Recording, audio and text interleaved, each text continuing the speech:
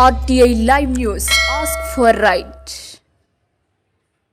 కొత్తగూడెం తెలంగాణ భవన్లో జరిగిన విలేకరుల సమావేశంలో జడ్పీ చైర్పర్సన్ కాపు సీతామహాలక్ష్మి మాట్లాడుతూ సింగరేణిలో జరిగే ఎలక్షన్లో బాణం గుర్తుకే ఓటు వేసి గెలిపించాలని సింగరేణి కార్మికులకు మరియు పార్టీ కార్యకర్తలకు పిలుపునిచ్చారు. టీబీజీకేఎస్ యూనియన్కి పూర్తి మద్దతు ఇస్తున్నట్లు జడ్పీ చైర్పర్సన్ కాపు సీతామహాలక్ష్మి మరియు కౌన్సిలర్లు కార్యకర్తలు విలేకరుల సమావేశంలో తెలియపరిచారు. ఈ సమావేశంలో జడ్పీ చైర్పర్సన్ కాపు సీతాలక్ష్మి, బాల్శెట్టి సుందర్రాజు, బండి నరసింహ, ప్రసాద్, చారి, సుధాకర్, కాజాబక్ష, ఎం సూర్యనారాయణ తదితరులు ఈ సమావేశంలో పాల్గొన్నారు. కొంతమంది వెళ్ళడం కూడా జరిగింది. ప్రలోభాలకు గురి చేశారని కూడా తెలియపరుస్తా ఉన్నాను.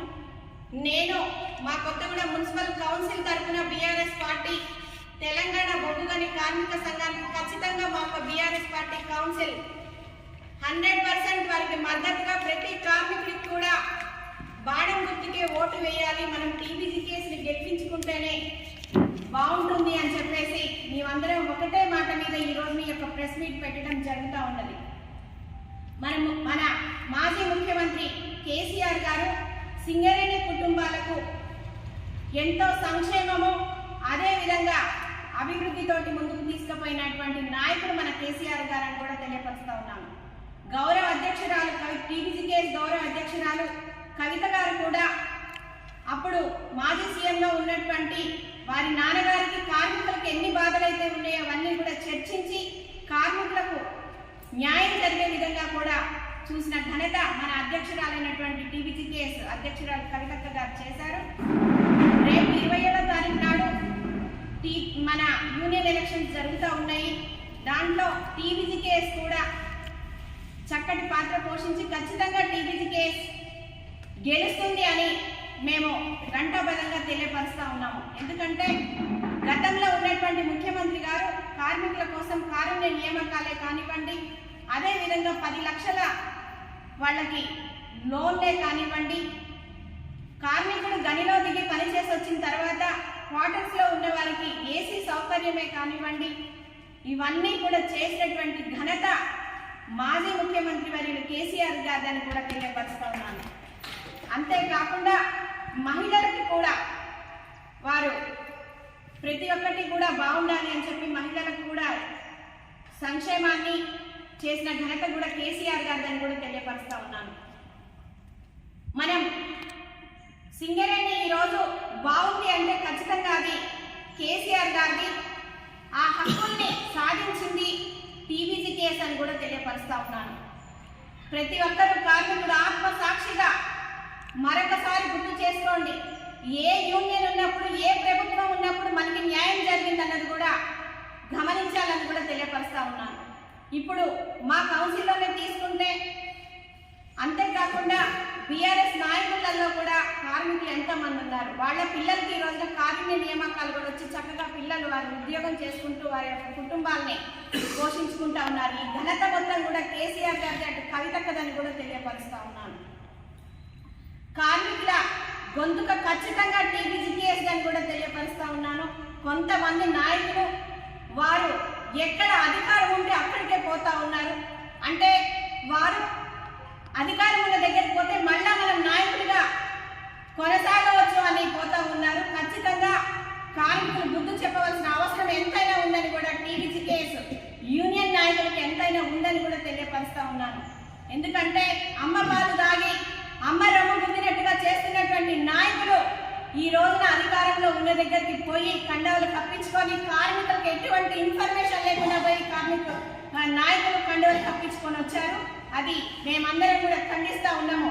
మొన్నటిదాకా బీఆర్ఎస్లో ఉండి నాయకులు అది టీబీజీకేఎస్ యూనియన్ మేము కాపాడుకుంటాము అని చెప్పిన నాయకులు ఈ రోజున పోయి కండవలు కప్పించుకోవడం చాలా బాధాకరంగా ఉందని కూడా తెలియపరుస్తూ ఉన్నాము.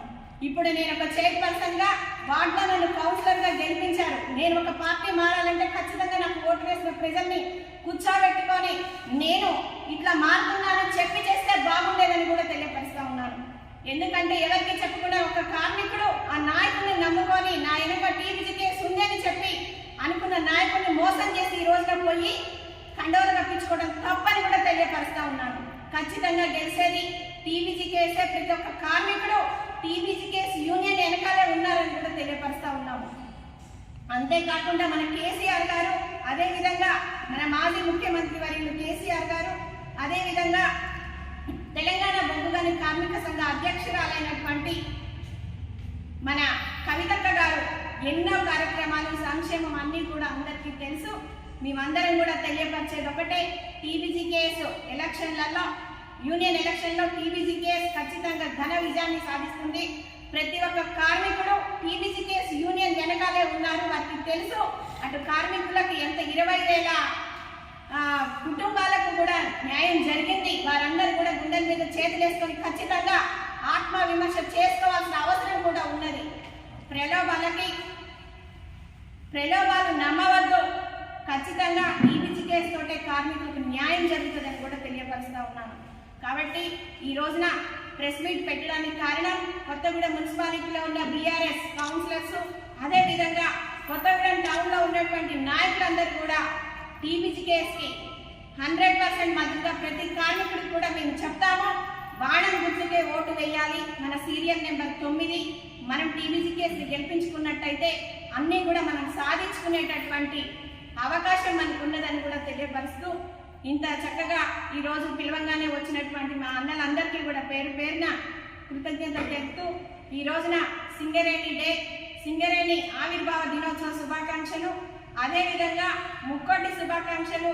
నేను ఒక రైతు బిడ్డని, రైతు దినోత్సవ శుభాకాంక్షలు కూడా అందరికీ తెలుపుతా ఉన్నాను.